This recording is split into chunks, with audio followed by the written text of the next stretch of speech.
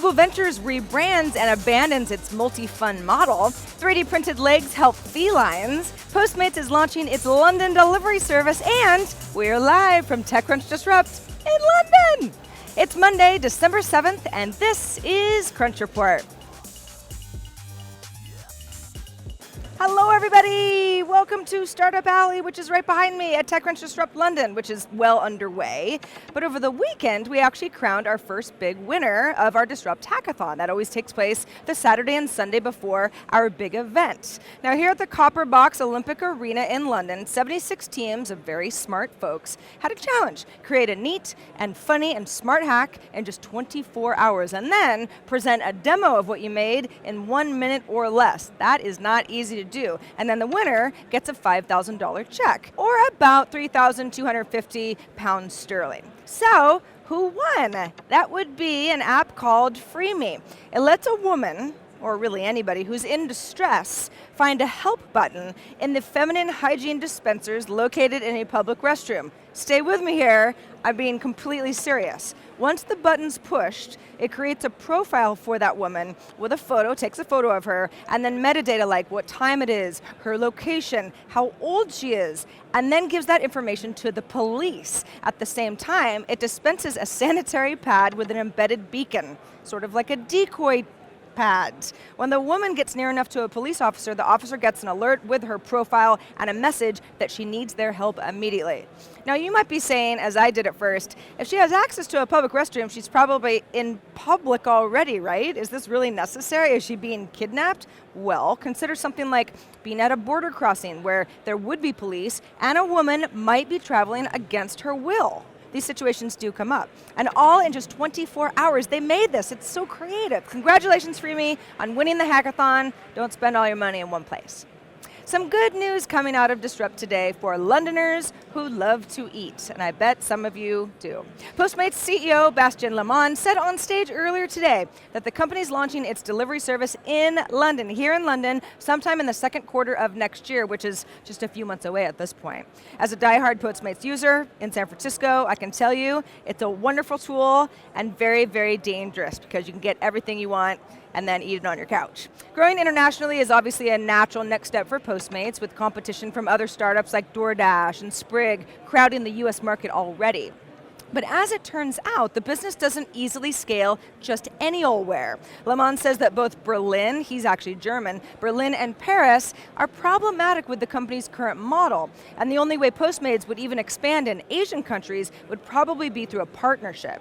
Here in London, though, there are also competitors. Deliveroo has a similar business model, and Uber, which has a food product already in certain markets and is already present in London with its driver product, which works really well, by the way. There are Uber cars everywhere, and they're like half as expensive as taxis. Google Ventures, which is the investment arm of Google, it's its own entity, opened up a London office back in July 2014 with an initial $100 million to invest in startups across Europe. However, CEO Bill Maris tells the Financial Times today that the team is now abandoning the idea of running separate funds and will be pooling its investments into one single global fund starting next year. Google Ventures has made more than 300 investments since being founded back in 2009, but the European fund specifically only contributed 6 investments total. Now, Google Ventures hasn't told us whether or not it plans to close its London office entirely, but almost all of its London ARM portfolio companies have been in the UK, in fact, specifically in London itself, so it seems like something's going to change here.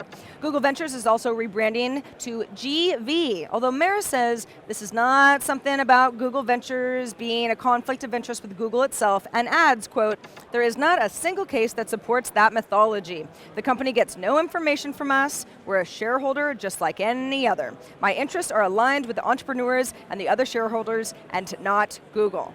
Okay.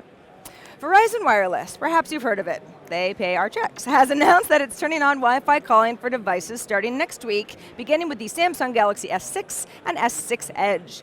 However, iPhone users and non-Samsung Galaxy S6 and S6 Edge users have to wait until early next year for Wi-Fi calling. This is according to Verizon's blog post that announced the feature, which I must say, as an iPhone owner and a Verizon customer, and in fact a Verizon employee, is a load of bollocks. Actually, I'm just kidding, because who uses the phone anymore? But seriously, having Wi-Fi calling is actually a cool feature, especially for video calls or just when the cell connection is subpar, and that happens. Verizon subscribers will need to turn on advanced calling from the settings menu and install the latest software update if they don't have it installed already. By the way, AT&T beat Verizon to the punch by a couple months on this one, but both Sprint and T-Mobile have supported Wi-Fi calling for some time.